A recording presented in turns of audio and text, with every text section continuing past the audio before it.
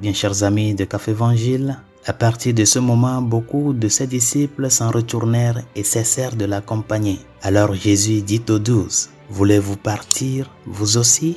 Bien chers amis, l'évangile d'aujourd'hui conclut le beau et profond sermon sur le pain de vie. Lorsqu'on lit ce discours du début à la fin, on remarque que Jésus passe des déclarations générales sur le pain de vie qui sont plus faciles à accepter à des déclarations plus spécifiques qui constituent un défi. Il conclut son enseignement juste avant l'évangile d'aujourd'hui en disant très directement « Celui qui mange ma chair et boit mon sang demeure en moi et moi en lui ».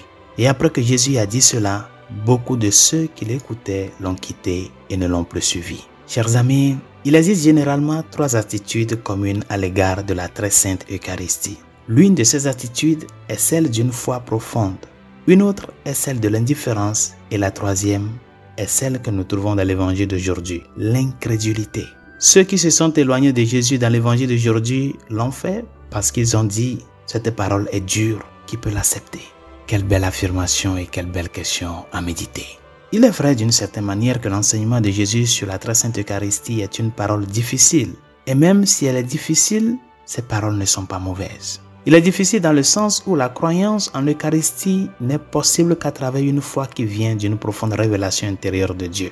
Dans le cas de ceux qui se sont éloignés de Jésus, ils ont entendu son enseignement, mais leur cœur était fermé au don de la foi. Ils sont restés bloqués à un niveau purement intellectuel. Et par conséquent, l'idée de manger la chair et le sang du Fils de Dieu était plus que ce qu'ils pouvaient comprendre. Qui peut donc accepter une telle affirmation? Seulement ceux qui écoutent le Seigneur lorsqu'il leur parle intérieurement. C'est seulement cette conviction intérieure qui vient de Dieu qui peut être la preuve de la véracité de la très sainte Eucharistie. Chers amis, croyez-vous que lorsque vous consommez ce qui semble n'être que du pain et du vin, vous consommez en fait le Christ lui-même? Comprenez-vous cet enseignement du Seigneur sur le pain de vie? C'est une parole et un enseignement difficile, bien sûr. C'est pourquoi il faut les prendre très au sérieux. Pour ceux qui ne rejettent pas catégoriquement cet enseignement, il y a aussi la tentation d'être quelque peu indifférent à cet enseignement. Il peut facilement être interprété comme un simple symbolisme dans la façon dont notre Seigneur parle.